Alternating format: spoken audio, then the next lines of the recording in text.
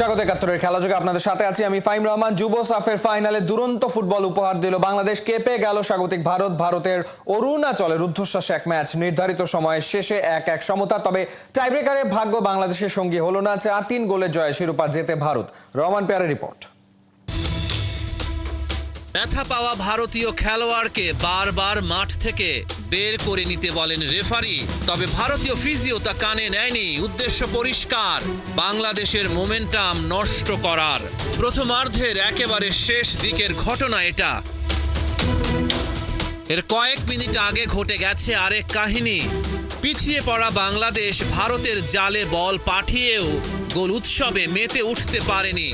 ফাউলের বাঁশি বাজিয়ে দেন রেফারি। বাংলাদেশের ফুটবলাররা প্রতিবাদী। সাফ অনূর্ধ্ব-19 চ্যাম্পিয়নশিপের ফাইনালে রুদ্ধশ্বাস মোকাবিলা। কেউ কাউকে ছেড়ে বলেনি কথা। ম্যাচের 67 সেকেন্ডেই লিড নেয় ইন্ডিয়া। গোলকিপার ইসমাইল হোসেনের বোকামিতে কপাল পড়ে বাংলার।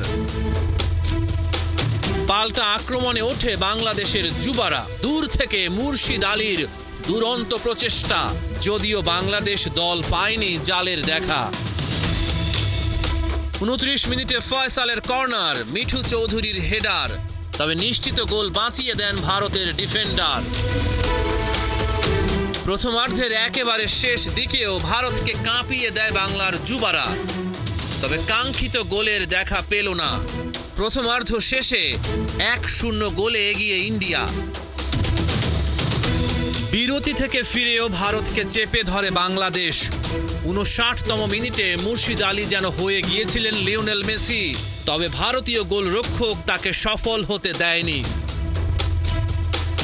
বাংলাদেশ একের পর এক আক্রমণের ফসল ঘরে তোলে। ঠিক তার পরের মিনিটে জয় নাম তোলেন স্কোর শিটে। ম্যাচে সমতা ফেরে। নির্ধারিত সময়ের একেবারে শেষ মুহূর্তে বাংলাদেশকে বাঁচিয়ে দিলেন মিঠু চৌধুরী। ভারতের নিশ্চিত গোল পাওয়া হয়নি, সমতা ভাঙেনি, খেলা গড়ায় টাই ব্রেকে। প্রথম 2 শট থেকেই গোল করে বাংলাদেশ, তবে ভারতের দ্বিতীয় শট ঠেকিয়ে দেন ইসমাইল হোসেন। চতুর্থ শট নিতে এসে পোস্টের উপর দিয়ে বল পাঠিয়ে দেন বাংলাদেশের অধিনায়ক ফয়সাল। 4টি করে শট শেষে 3-3 সমতা। 5 নম্বর শট থেকে গোল করতে পারেনি বাংলাদেশ, তবে এবার আর ভুল করেনি ভারত। দুরন্ত লড়াইয়ের পর ভারতের কাছে টাই ব্রেকারে 4-3 গোলে হেরে গেল বাংলার যুবারা। রহমান পেয়ার, একাত্তর।